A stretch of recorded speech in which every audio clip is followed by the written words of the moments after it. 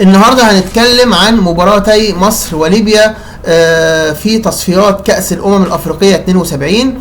مباراة الذهاب في الدور الأول اتلعبت ما بين مصر وليبيا في ليبيا في 27 ديسمبر سنة 1970.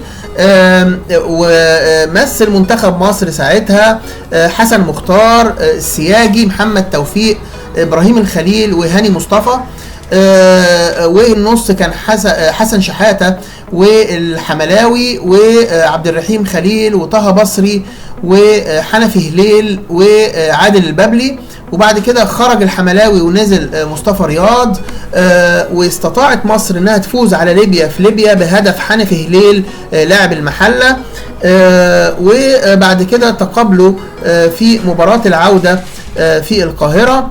مباراة العودة في القاهرة على طول بعدها بأسبوع كانت في 3 يناير 1971. المباراة أقيمت في استاد القاهرة، ومثل منتخب مصر حسن مختار، السياجي، محمد توفيق، إبراهيم الخليل، هاني مصطفى. النص كان حسن شحاتة وشحتة وسيد عبد الرازق وعلي أبو جريشة وحنفي هليل وعادل البابلي.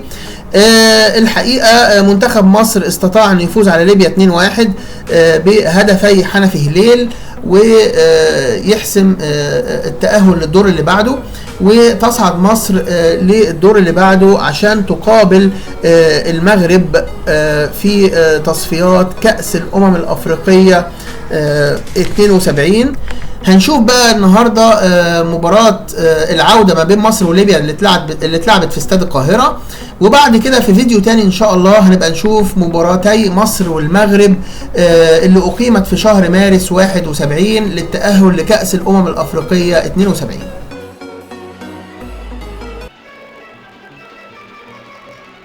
أقيمت في استاد ناصر بالعباسية مباراة كرة القدم في بطولة إفريقيا بين فريقي مصر وليبيا. حضرها عدد كبير من عشاق اللعبة من المصريين والليبيين، وغلب الحماس على اللعب في الدقائق الأولى، حيث سجل حنفي هليل إصابتين للفريق المصري، وسجل ديميس إصابة واحدة للفريق الليبي. ثم بدأ بعد ذلك فاصل من اللعب الطويل البطيء. كان الفريق الليبي أفضل في التحرك والهجوم والانتشار، لكن ضعف خط دفاعه ساعد الفريق المصري على الفوز، وانتهت المباراة بفوز الفريق المصري على الفريق الليبي 2-1.